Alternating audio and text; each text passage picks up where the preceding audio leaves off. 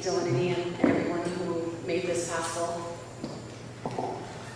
I'm Patricia Sullivan. I'm the Education Director for Cetacean Society International. We've been involved in the saving whales business since 1974. We're all volunteer and have been since day one. I want to dedicate this presentation really quickly to our Director Emeritus and the co-founder, Dr. Robbins Barstow. I'm sure many of you know him. He was an icon in the business. He was devoted to whale saving and advocacy. He was a masterful negotiator.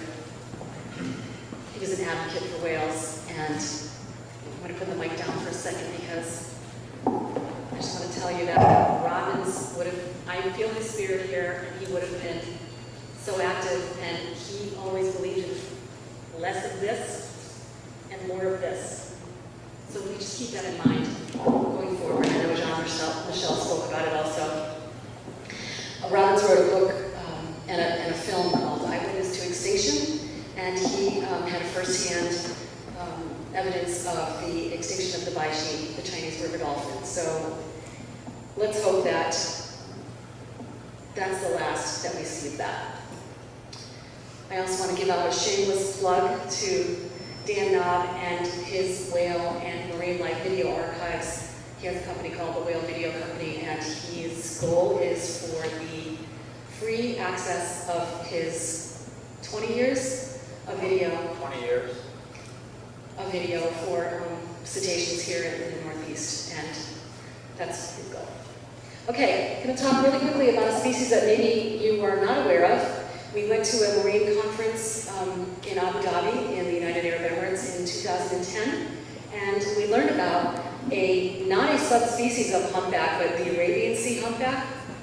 And at the time, Dr. Robert Baldwin had presented 10 years of research, and there were 88 left. They're the only non-migratory humpback in the world. IUCN conservation status is, for humpbacks, is least concern. Interestingly, the Arabian Sea humpback is considered endangered. Here's some numbers for you. Can you fill in the blanks? 2010, there were 88 left. Dr. Baldwin hadn't seen a calf in 12 years. 2011, the last report, there's 82, and I don't know about the calves. It's alarming. And I put it on the same status as the Mauis. Interestingly, the IUCN final statement is that the potential for successful conservation of humpback whales in the region is considered to be high, provided that range state governments are made aware of this population's precarious status. And I want everybody to think about this as we move forward with the WCA. The countries of the Arabian region are generally affluent, with a capital A, and in good position to implement marine conservation measures for humpback whales, just as they've done with other species like sea turtles.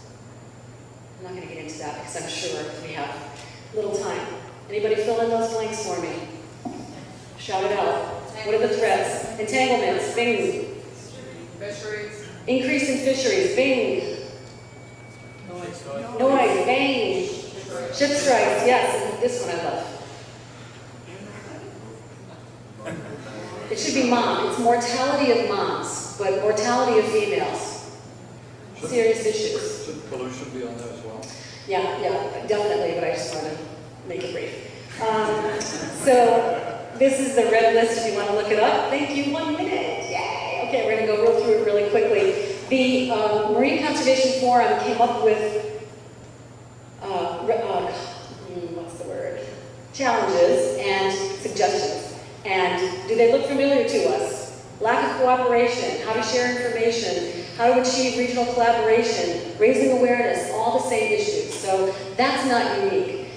Since 2010, Dr. Robert Baldwin had joined with the Environmental Society of Oman, the government of Oman, and 3 other organizations that have now come together to try to help with the protection of the Arabian Sea humpback. There's a map of where they are. Interestingly enough, Interestingly enough, the Dubai Dolphinarium and the Atlantis Palm Aquarium are all within a day's range, driving distance of the Arabian humpback. So we have a disconnect between what we're trying to do to protect the species and captivity.